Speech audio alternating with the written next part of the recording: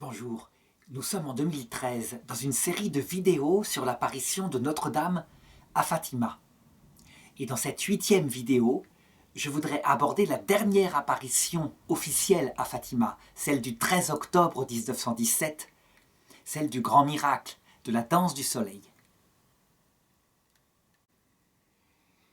Et je voudrais le faire en me servant de la théologie catholique, de la façon dont les grands docteurs de l'Église, saint Thomas d'Aquin en particulier, mais aussi l'Église, demandent de lire tous ces récits dont le genre est apocalyptique. Ça veut dire où il se passe des signes qui ont un sens littéral, qui se sont réellement produits. Je veux dire par là que des milliers de gens ont vu le miracle du soleil, de leurs yeux. Les journaux du lendemain, même les journaux libres penseurs en parlent. Mais qui ont un sens, une signification profonde, à tout point de vue. Soit au sens allégorique, ça veut dire parlant de notre propre vie, soit au sens moral, c'est-à-dire expliquant comment il faut agir pour aller un jour au ciel, soit au sens eschatologique, ça veut dire décrivant ce qui doit arriver bientôt, le ciel lui-même qui doit apparaître à l'heure de notre mort et puis à la fin du monde. Mais avant de le faire, il faut que je raconte en détail ce qui s'est passé. Donc c'était la dernière apparition. C'était en octobre, il pleuvait à verse. C'était terrible, alors qu'il faisait si beau à la précédente apparition, celle où j'ai parlé de la joie de la Vierge Marie devant l'attitude des enfants. Les enfants se lèvent tôt pour aller sur le lieu d'apparition. Et la maman de Lucie, ce qui va véritablement la travailler tout au long de cette histoire, c'est de voir les gens qui vont vers le lieu d'apparition. En fait, elle a peur.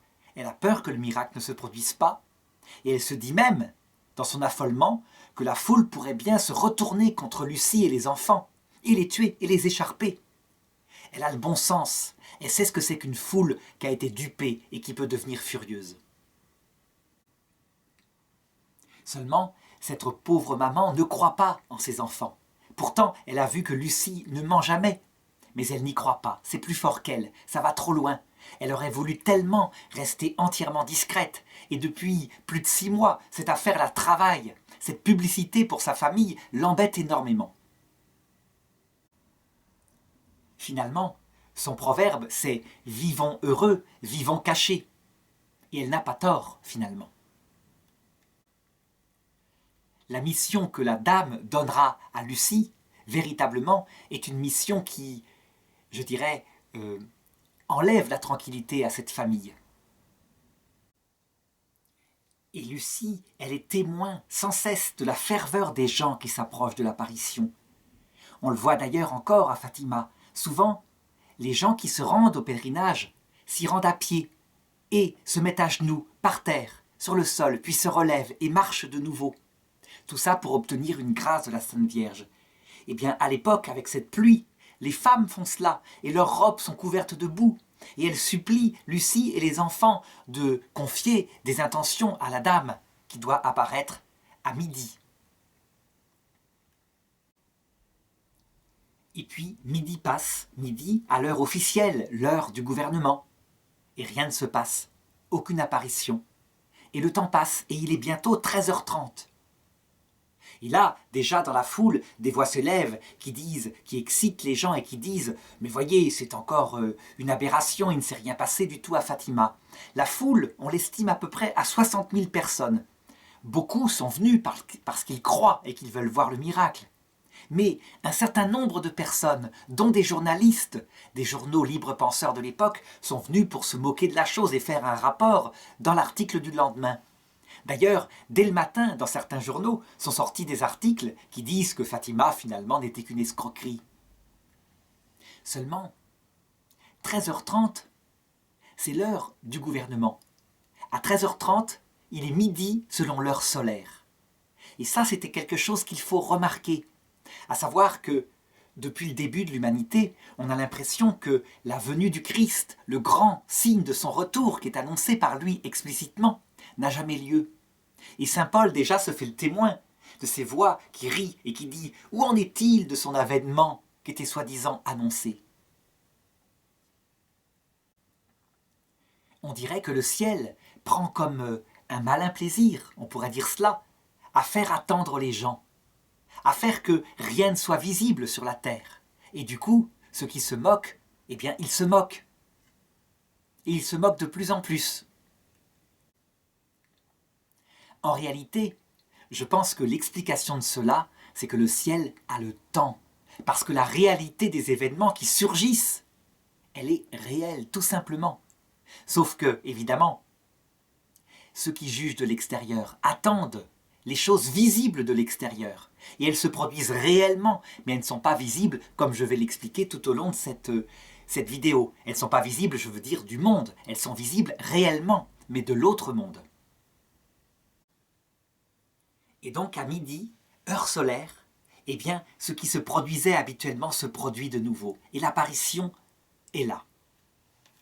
Alors, je vais lire exactement le dialogue que Lucie elle-même racontera. S'adressant à Lucie, la dame lui dit « Je veux te dire que l'on fasse ici une chapelle en mon honneur. Je suis Notre-Dame du Rosaire. Que l'on continue toujours à réciter le chapelet tous les jours. La guerre va finir et les militaires rentreront bientôt chez eux. » Et donc Lucie, de nouveau, parle à la dame pour lui présenter de nombreuses intentions des demandes de guérison qui lui ont été confiées par les gens. Et la dame répond, comme d'habitude, « Les uns guériront, les autres non, car il faut qu'ils se corrigent, qu'ils demandent pardon de leurs péchés. » Et alors la dame prend un air plus triste et elle dit « Il faut cesser d'offenser davantage Dieu notre Seigneur, car il est trop offensé déjà. » Alors je voudrais insister ici sur le fait que Notre-Dame dit son nom, tout simplement, à sa deuxième phrase, et se présente comme Notre-Dame du Rosaire. Le rosaire que le pape Jean-Paul II modifiera en ajoutant 5 mystères, les mystères lumineux. À l'époque de Lucie, il y a 15 mystères. Les 5 mystères joyeux, les 5 mystères douloureux qui méditent la passion du Christ et les 5 mystères glorieux qui méditent la résurrection, la gloire et l'entrée au ciel de Notre-Dame. Le Saint-Père ajoutera, avant les mystères douloureux, les 5 mystères lumineux qui méditent sur le message du Christ. Si bien que le rosaire, maintenant, ce sont 20 mystères qui sont médités avec la Vierge Marie, qui contemplent la vie de Jésus et la vie de Marie. La Dame de Fatima insistera énormément sur le rosaire, parce que c'est la prière qui, véritablement, façonne les âmes dans une union à la contemplation de Jésus et de Marie. Les deux cœurs unis sont quelque chose qui apparaissent dès l'apparition de Notre-Dame à la rue du Bac, sur la médaille miraculeuse. Et on retrouve en fait un symbole extrêmement profond qui date du début du livre de la Genèse. Hommes et femmes, Dieu les créa, à son image il les créa. Ce qui veut dire que celui qui veut s'approcher le plus de la compréhension de Dieu doit unir dans sa contemplation Jésus et Marie. Parce qu'ils sont, je dirais, comme le yin et le yang, comme l'homme et la femme, qui révèlent le plus profondément les mystères de Dieu. Tout ce qui est grâce de type masculin en Dieu, la puissance, l'intelligence qui explique, l'autorité qui amène vers la vision béatifique, et tout ce qui est grâce de type féminin en Dieu, que le Père Kolbe signifiait à travers l'Esprit Saint, et qui se révèle à travers la contemplation de la vie de Marie, qui n'est qu'une petite personne humaine, à savoir l'humilité de Dieu, le silence de Dieu, l'amour intime de Dieu. Si on ne contemple pas les deux ensemble, eh bien on perd quelque chose du mystère. Hommes et femmes, il les fit. Autre grâce, un signe du rosaire, outre le fait qu'il accompagne toute la vie, y compris les épreuves de la nuit des sens, de la nuit de l'esprit. Donc c'est structuré pour nourrir l'imagination, l'intelligence, la volonté. Autre grâce du rosaire, c'est qu'il branche les chrétiens sur la contemplation de l'attitude de Marie tout au long de ces mystères. Surtout le mystère du Samedi Saint, où elle n'a jamais douté. Donc c'est quelque chose d'absolument essentiel dans les épreuves de l'Église qui sont annoncées. Je dirais que seuls ceux qui auront pris Marie chez eux pourront tenir lors de la grande épreuve eschatologique finale que le catéchisme de l'Église catholique annonce au numéro 675. Mais Je m'arrête là, j'avais développé cet aspect dans une autre vidéo. Donc cette foule était là, et la foule avait fermé les parapluies, à la demande de Lucie, bien avant l'apparition, pendant qu'il récitait le chapelet. Au moment où la dame, notre dame, puisqu'elle avait dit son nom, prenait congé, elle ouvrit ses mains, et des rayons en sortirent qui se dirigèrent vers le soleil. Et c'est à ce moment-là que Lucie cria spontanément, elle le dit plus tard, elle n'avait même pas fait attention à la foule, elle était prise par l'extase, regardez le soleil. Les nuages étaient là qui s'écartèrent brutalement et le soleil apparut. Mais avant que je décrive en détail ce miracle du soleil, au même moment, les enfants assistaient à plusieurs apparitions que je vais raconter précisément dans leur ordre, parce qu'elles ont un sens important au point de vue de la révélation allégorique de ce qu'est notre vie. Donc ils virent 3 tableaux successifs. Et alors je lis le texte. Ils virent d'abord tous 3 la Sainte Famille, disposée dans l'ordre suivant. À droite du soleil, et plus brillante que lui, Notre-Dame du Rosaire, donc celle qui vient de donner son nom, avec un manteau bleu. À gauche du soleil, en robe rouge clair, Saint Joseph, avec l'enfant Jésus. Ça, c'est le premier tableau. Eh bien, ce premier tableau qui montre la Sainte Famille avec Notre-Dame du Rosaire, il correspond à ce que j'avais montré des premières apparitions de Notre-Dame à Fatima. C'est comme la préparation à la vie. Dans les mystères joyeux de notre propre vie, en famille, eh bien, on médite le chapelet. On se prépare en essayant de comprendre profondément les mystères de Jésus. On reçoit un enseignement. C'est Notre-Dame qui dit, lors de la deuxième apparition, aux enfants d'apprendre à lire. Ensuite vient le deuxième tableau. Alors voilà ce qu'elle raconte. Lucie vit, à droite du soleil, notre Seigneur adulte bénissant amoureusement le monde. Puis, à gauche du soleil, Notre-Dame des douleurs. Ça correspond à la deuxième étape de la vie des chrétiens, lorsque vient la croix à un moment donné.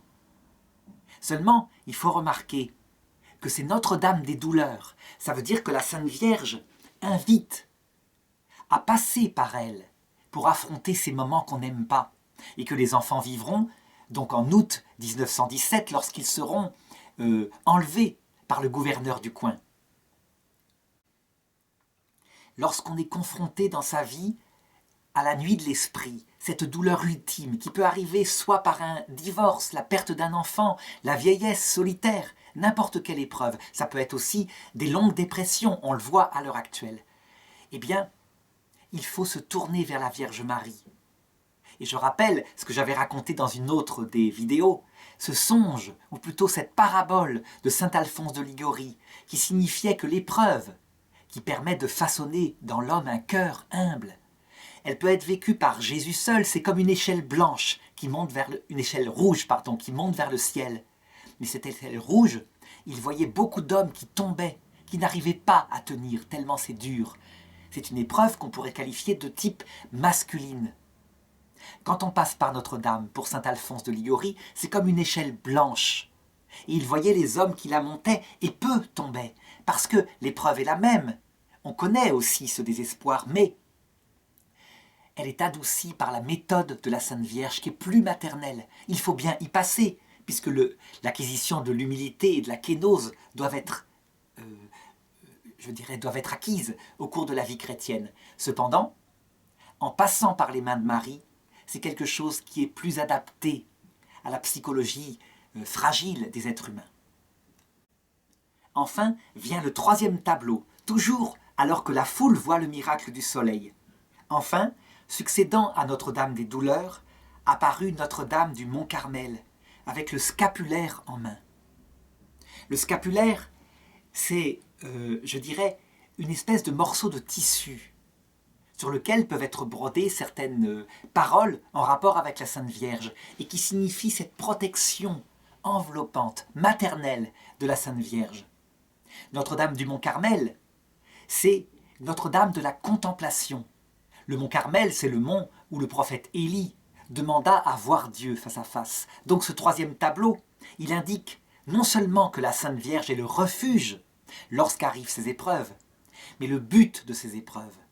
Elles se terminent, pour ceux qui veulent les vivre, en compagnie de la Sainte Vierge, en continuant de dire le chapelet, en méditant toute leur vie les mystères de Jésus. Elles se terminent par la vie éternelle.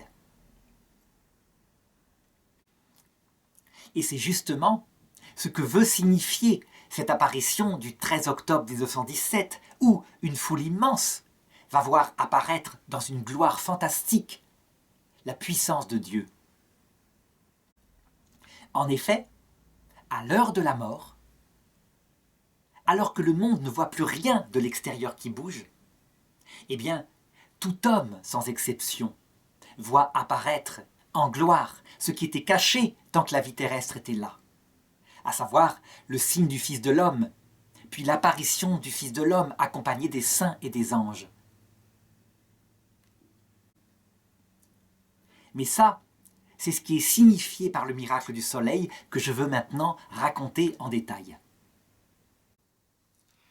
Donc, au moment où Lucie crie « Regardez le soleil », les nuages se déchirent largement, laissant voir une grande surface de ciel bleu. Et dans ce vaste espace sans nuages, le soleil apparaît au zénith, mais avec un aspect étrange. Aucun nuage ne le voile, et cependant, tout en étant brillant, il n'éblouit pas et on peut le fixer à volonté. Tout le monde contemple avec stupeur une sorte d'éclipse d'un nouveau genre.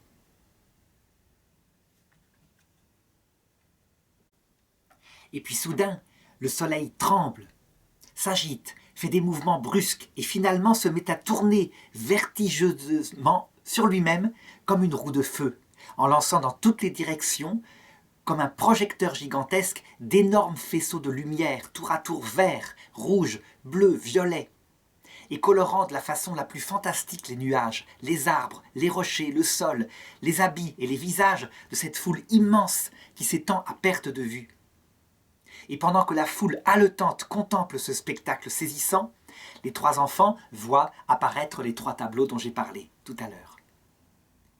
Au bout de 4 minutes environ, parce que le miracle du soleil durera 12 minutes, le soleil s'arrête. Un moment après, il reprend une deuxième fois son mouvement fantastique et sa danse féerique de lumière et de couleurs, tel le plus grandiose feu d'artifice qui se puisse rêver. De nouveau, au bout de quelques minutes, le soleil s'arrête dans sa danse prodigieuse comme pour laisser reposer les spectateurs. Après une courte halte, et pour la 3e fois, comme pour donner aux assistants le loisir de bien contrôler les faits, le soleil reprend, plus varié et plus coloré que jamais, son fantastique feu d'artifice, sans doute le plus grandiose et le plus pathétique que les hommes aient jamais pu contempler sur la terre. Ces 3 fois rappellent évidemment ce qui se passe autour de l'autel, quand le prêtre, 3 fois avec son encensoir, pour signifier la présence de Dieu et de la Trinité, vers l'Eucharistie présente, eh bien, 3 fois fait monter la fumée vers le ciel. Évidemment, pendant ce temps, la foule est haletante. Les personnes qui sont venues pour se moquer, je dis, elles ne se moquent plus du tout. Elles sont comme les autres, elles sont saisies par la puissance de ce miracle. Mais jusqu'ici, on peut dire que les gens sont dans l'admiration, dans la magnificence, ces sources de joie. Cependant, à la fin de ces 3 mouvements du soleil, il va se produire quelque chose qui va véritablement bouleverser les gens, au point qu'ils vont croire que la fin du monde est là, qu'elle est proche. Donc en effet, à un moment donné, ils ont comme l'impression que le soleil se met à s'approcher ou à tomber vertigineusement sur la terre. Donc voilà ce que dit le témoignage. En effet, au milieu de sa danse de feu et de couleurs, telle une roue gigantesque qui à force de tourner se serait dévissée. Voici que le soleil se détache du firmament et tombant de côté et d'autre se précipite en zigzag sur la foule atterrée, irradiant une chaleur de plus en plus intense et donnant à tous les assistants l'impression nette que la fin du monde prédite dans l'Évangile, où le soleil et les astres se précipiteront sur la terre, est en train d'arriver. Et alors on voit de cette foule immense tomber à genoux, évidemment, sortir spontanément des actes de contrition. On se confesse, on demande pardon à Dieu, on se frappe la poitrine, et des personnes se mettent à réciter le credo. Certains récitent spontanément le Je vous salue Marie, et le cri le plus puissant qu'on entend, c'est « Mon Dieu, miséricorde, aie pitié de nous ».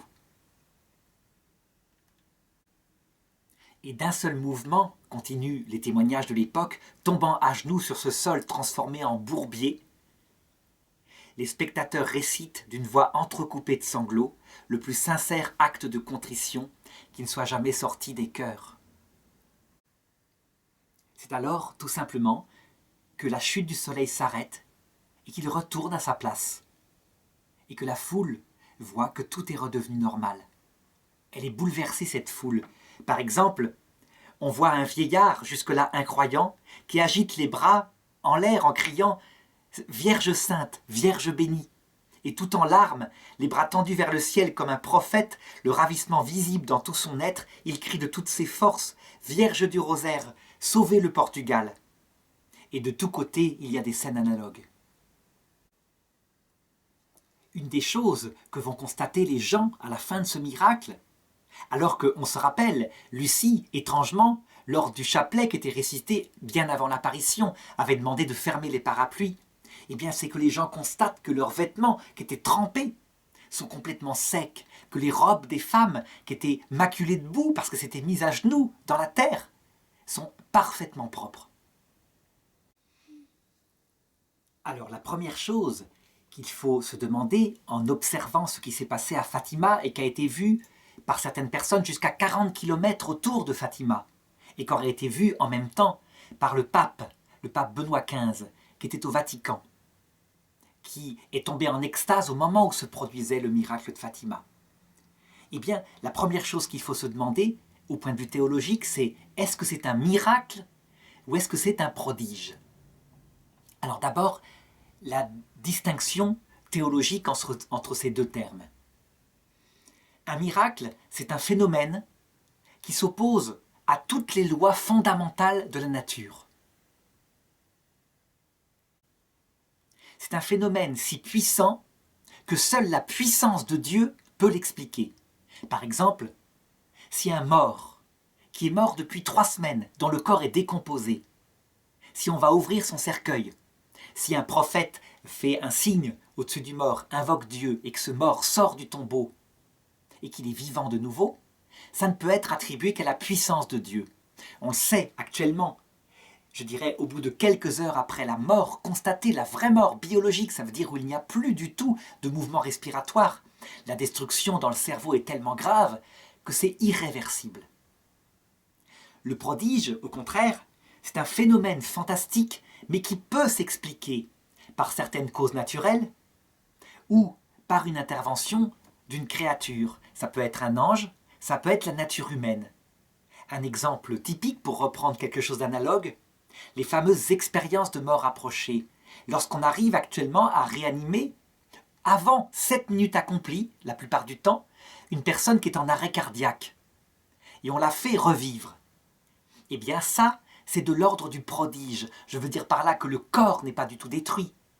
Le cœur est arrêté, mais si on fait redémarrer la machine, les choses ne sont pas irréversibles. Pourtant, c'est prodigieux. Ce sont des prodiges de la science. Donc la cause n'est pas directement Dieu lui-même, mais la science humaine.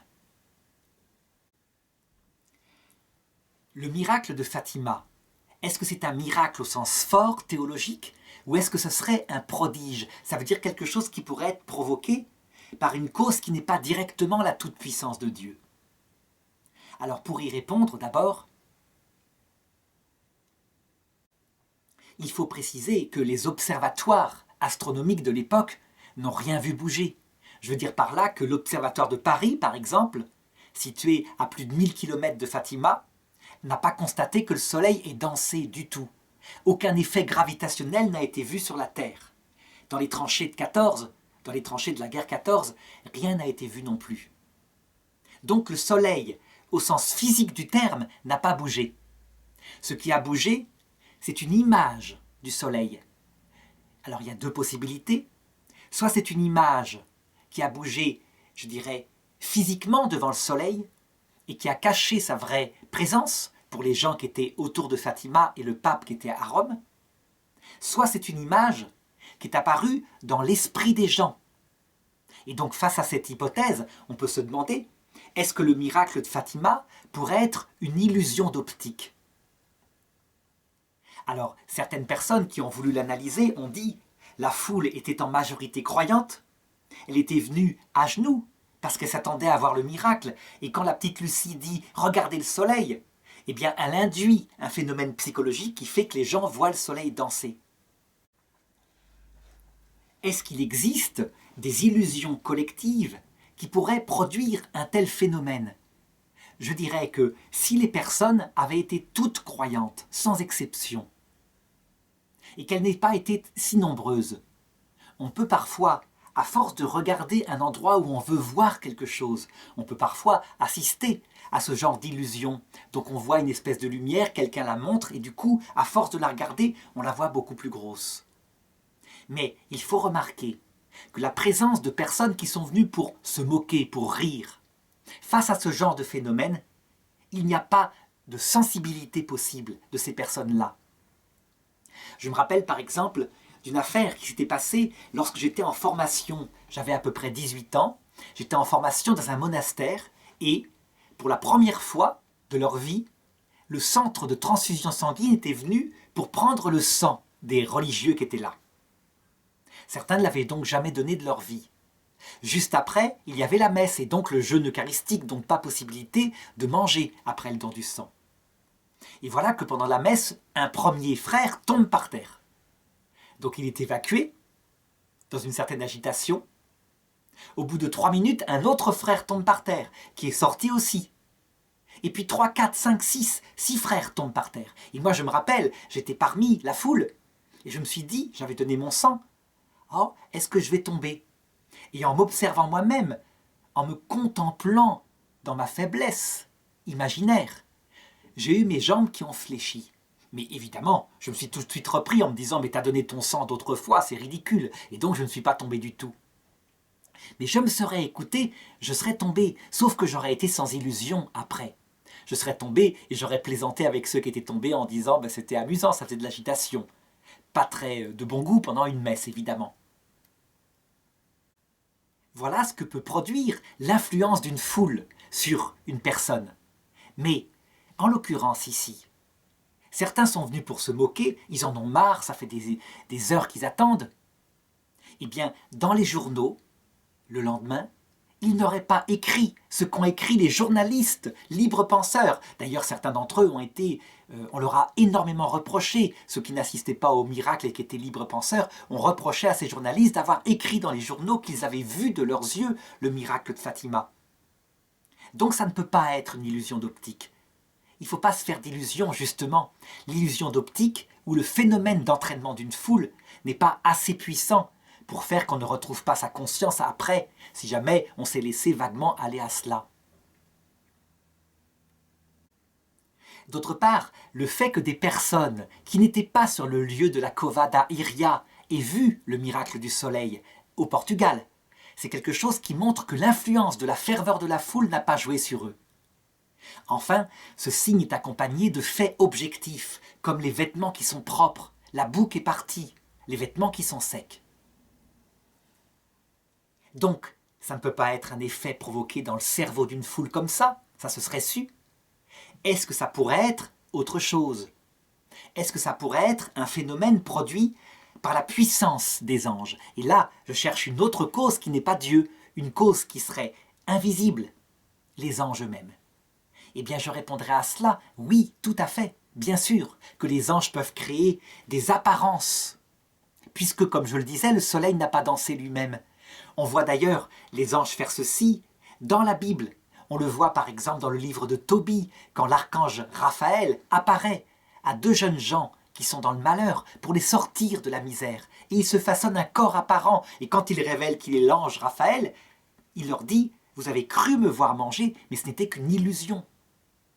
On le voit aussi dans le livre des Maccabées, dans la Bible, toujours pareil. C'est un livre écrit en grec et qui raconte qu'à un moment donné, un des persécuteurs des Juifs vit apparaître un cavalier monté sur un cheval de feu qui lui donna de telles sanctions qu'il en sortit complètement bouleversé, brisé et qu'il arrêta ses persécutions.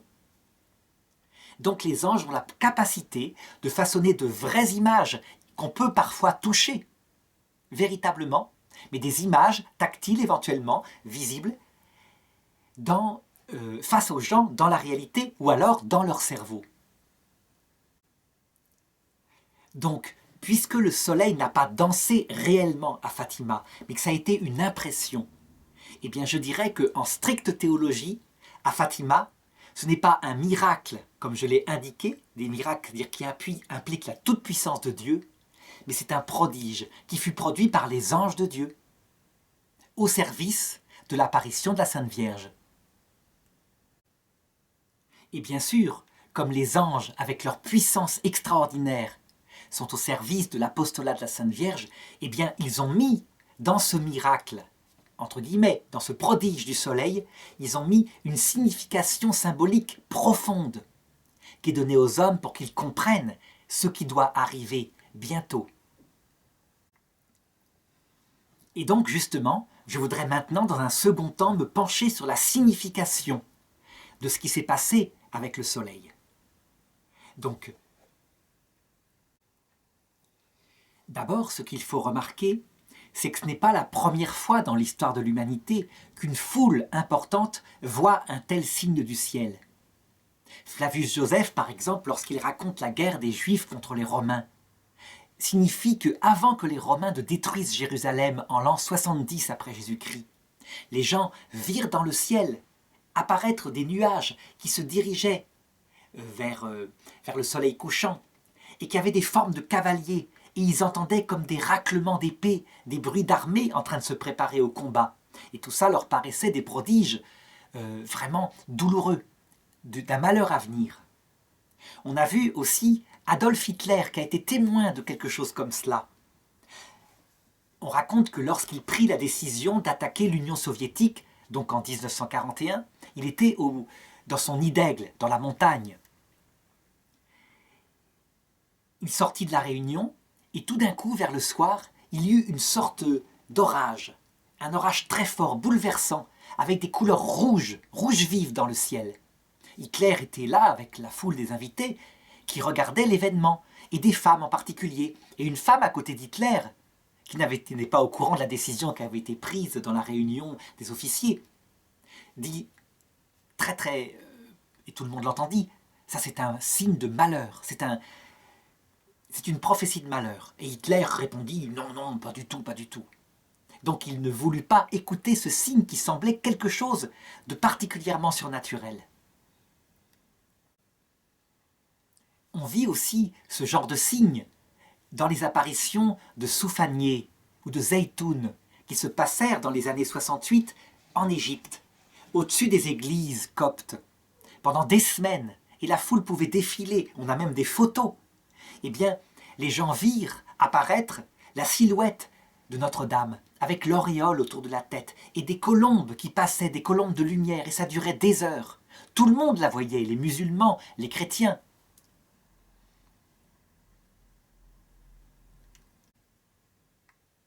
Et puis, il y a ce miracle de Fatima.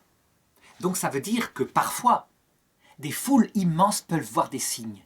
Mais ce qu'on constate, c'est que sur Terre, de manière universelle, il n'y a pas de ce genre de choses qui puissent se produire et toucher la totalité des habitants de la Terre. Ça n'est jamais arrivé. C'est toujours une foule importante qui peut témoigner, mais de telle façon que la plupart des gens, qui sont des milliards sur Terre, puissent réfléchir, douter, présenter ça comme un phénomène paranormal parmi d'autres et pas ne se poser plus de questions. On a pourtant les photos de la Vierge au-dessus des églises à Zeytoun. Elles sont sur Internet. Mais ça ne fait pas réfléchir davantage les gens. En effet, il faut comprendre qu'en théologie, la Terre, c'est le premier purgatoire. Il dure 80, 100 ans pour les plus vigoureux. Et la sagesse de Dieu n'est pas d'apparaître de telle façon que personne ne puisse douter. Jésus le signifie d'ailleurs explicitement dans une parabole, celle du riche et de Lazare le pauvre qui était à côté de sa maison. Le riche, lorsqu'il se retrouve au purgatoire, il supplie Abraham d'envoyer quelqu'un sur terre pour apparaître à ses frères. Et Abraham lui répond « Mais ils ont les prophètes ». Et le riche répond « Mais non, fais apparaître quelqu'un comme Lazare, et là ils se convertiront ». Abraham lui répond « Quand bien même un mort ressusciterait, il ne se convertirait pas ». En fait, Dieu a le temps, et donc le temps de la vie terrestre, pour la plupart des gens, donc sauf les exceptions de ceux qui étaient présents à Fatima, il laisse faire les Écritures, son silence, et il donne très peu de signes. Tout simplement parce que, de toute façon, à un autre moment qui suivra, et qui se passe à l'heure de la mort, alors Dieu compte bien faire apparaître en pleine lumière sa gloire. Donc je dirais qu'il faut être très très net en théologie. Il faut distinguer le premier purgatoire qui est la terre, où la technique de Dieu consiste à se cacher. Il donne les Écritures, quelques signes par-ci par-là qui peuvent nous arriver dans nos vies, mais pas tellement plus. Sans compter évidemment sa présence brûlante pour celui qui prie par l'Esprit Saint. Puis vient la deuxième étape, qui est le terme de la vie terrestre, que le pape Benoît XVI présente dans Spécial Vie 47, à savoir la fin de la vie, la 11e heure de la vie, le passage de la mort, où là, tout apparaît dans la gloire et pour tout homme, en pleine lumière. Pourquoi j'insiste tellement là-dessus?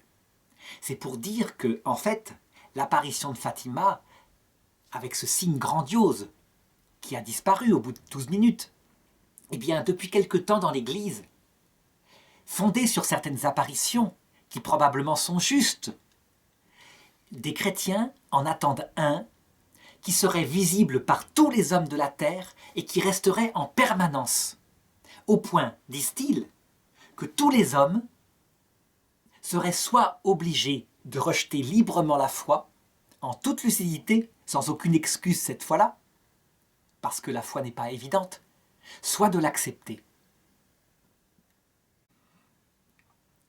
De nombreuses apparitions se rejoignent pour l'annoncer, et de nombreux mystiques, quelquefois autoproclamés, l'annoncent en disant qu'il y aura une date qui sera donnée, pour que ce signe apparaisse.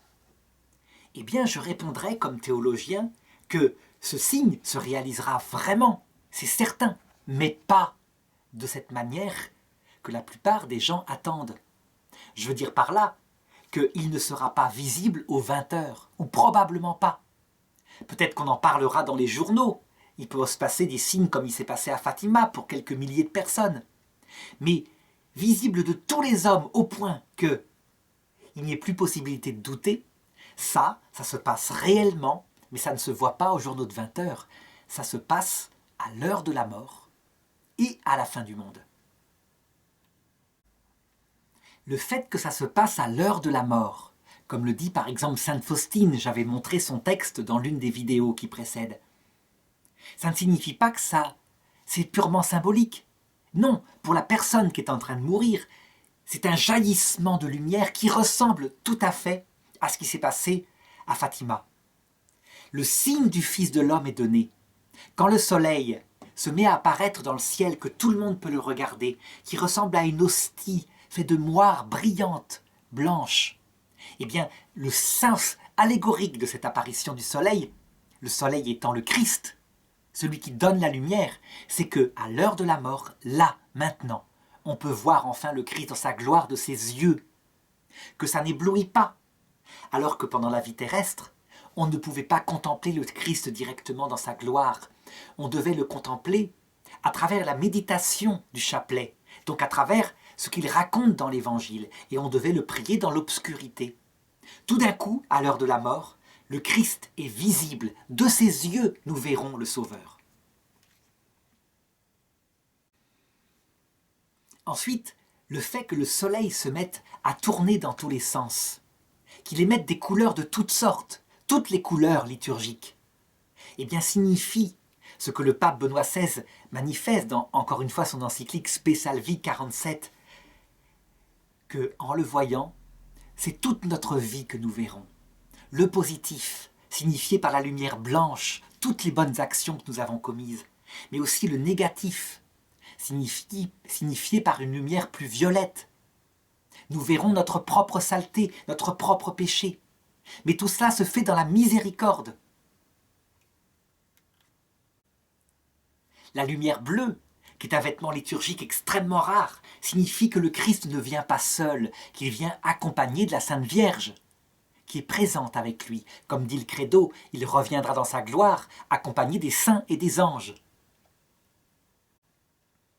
Le fait que ça se passe 3 fois, que la danse du soleil avec cette lumière et tous ces symboles se passe 3 fois, signifie que même si nous ne voyons que l'humanité sainte du Christ, son humanité glorieuse, donc son corps, qui ne cache plus son cœur, eh bien, le fait qu'il est Dieu, parce que 3 fois signifie la Trinité, nous apparaîtra en pleine lumière, non pas dans la vision béatifique, pas du tout. Ça, c'était une erreur que faisait un certain John Wycliffe qui disait qu'à l'heure de la mort, nous verrions Dieu en pleine lumière. Nous verrions clairement la divinité. Non, la vision béatifique, elle est réservée pour après, lorsque notre âme est purifiée. Là, nous voyons Dieu plutôt par l'image de son humanité. Mais c'est une image tellement bouleversante qu'on peut facilement, par un simple raisonnement logique, en déduire que vraiment, il est Dieu qui s'est fait homme. Et alors enfin, le soleil qui se précipite sur la terre, les gens qui tombent à genoux, qui se frappent la poitrine, eh bien ça rappelle un texte de l'Écriture en Matthieu 24. Le soleil ne donnera plus sa lumière, les étoiles tomberont sur la terre, toutes les nations se frapperont la poitrine.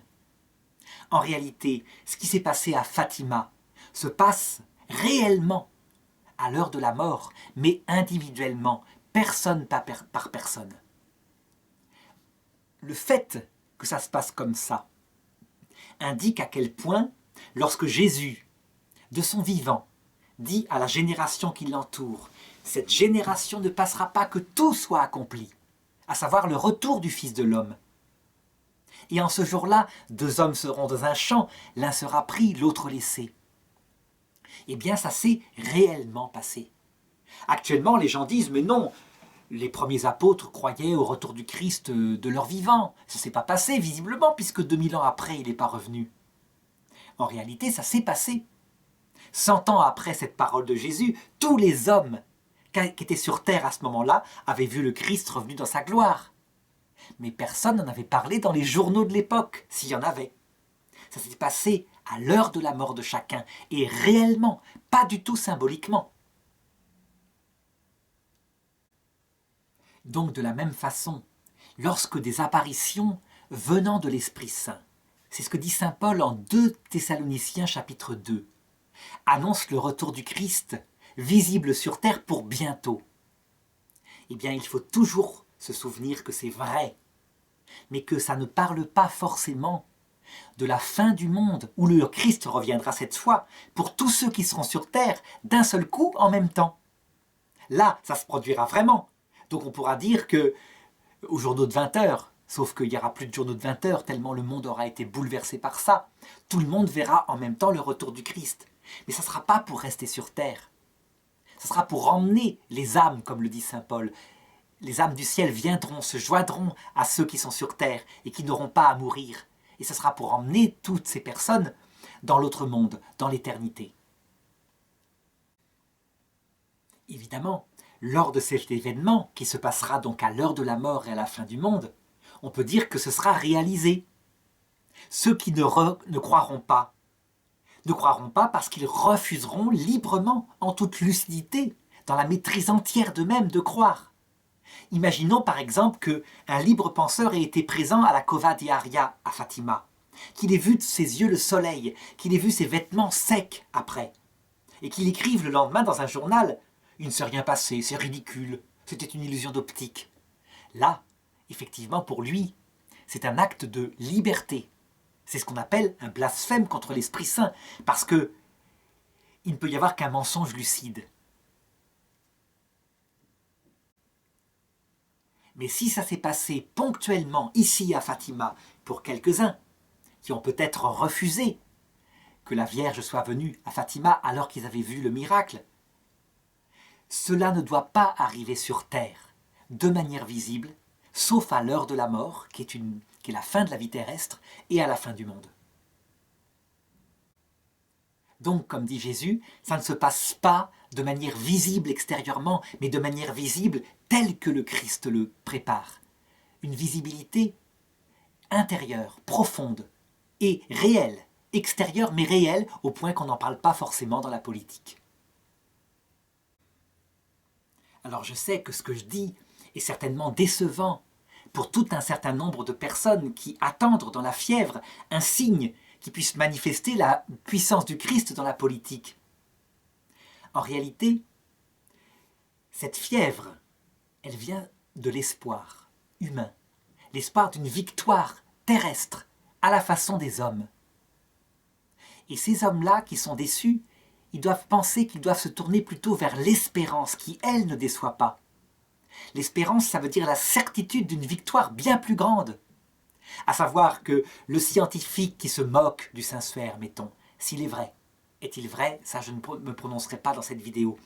Mais qui s'en moque, eh bien, qu'il continue de s'en moquer. D'ici 30 ans, il aura vu le retour du Christ dans sa gloire. Et le fait qu'on lui rappelle que pendant des années, il s'est moqué de cela, et qu'on le reçoive avec miséricorde, mais aussi avec humour, c'est une victoire bien plus grande que si sur Terre, tout d'un coup, il y avait quelque chose dans la politique. Ce qui compte, c'est ce qui durera pour l'éternité. Sur Terre, il faut patienter. C'est une étape du purgatoire avec ses règles propres. Eh bien, le Seigneur sait ce qu'il fait. Alors pour bien, je dirais, planter le clou, et pour bien montrer qu'il ne faut pas se tromper dans les interprétations des prophéties, et que l'apparition de Fatima permet de le comprendre. Je me rappelle qu'il y a à peu près 6 ans de ça, donc avant que, je dirais, la fameuse fin du monde qui devait se produire en 2012 ne se produise comme on l'a su.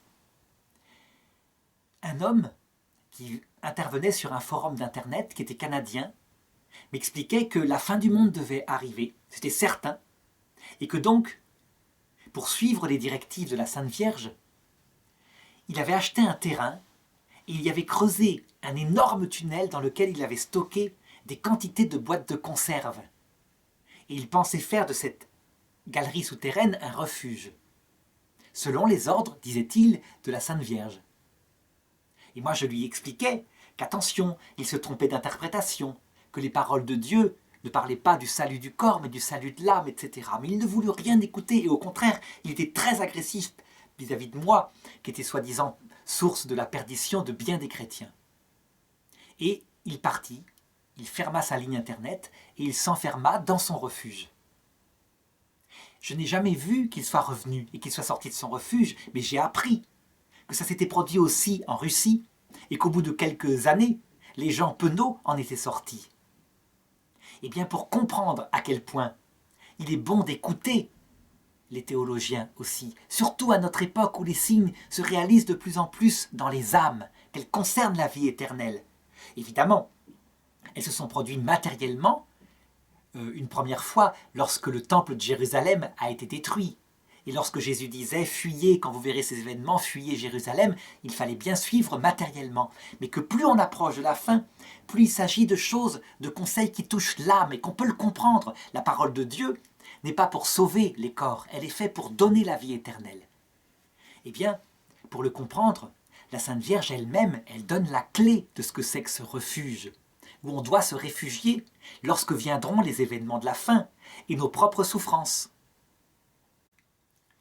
La Sainte Vierge donne la clé de cette histoire de refuge le mercredi 13 juin 1917, lorsqu'elle annonce, dans ses apparitions préparatoires à leur épreuve, elle annonce à Lucie qu'elle ne devra pas mourir, qu'elle restera sur terre un long temps pour faire connaître son cœur immaculé.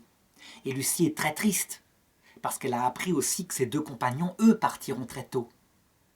Et la Sainte Vierge lui dit « Ma fille, tu souffres beaucoup, ne te décourage pas. Je ne t'abandonnerai jamais.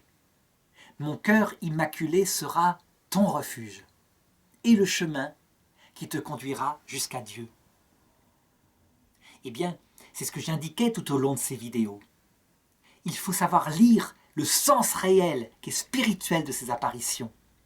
À savoir que le refuge dans les épreuves qui peuvent arriver, soit dans notre vie individuelle, donc la nuit de l'esprit, les tentations de désespoir, le temps qui est long, ou dans la vie de l'Église, la victoire apparente de l'Antichrist vers la fin du monde, telle que le raconte le catéchisme de l'Église catholique, numéro 675. Il faut se souvenir que le refuge, c'est le cœur immaculé de Marie. Dans ce sens que elle, le samedi saint, elle a vécu l'épreuve ultime. Et que jamais, jamais, elle n'a douté. Donc l'imiter, vivre avec elle, lui demander la force, ça c'est un refuge imparable. Mais construire une galerie dans le sol avec des boîtes de conserve, c'est une erreur d'interprétation de ce dont parle spirituellement la Sainte Vierge dans ses messages.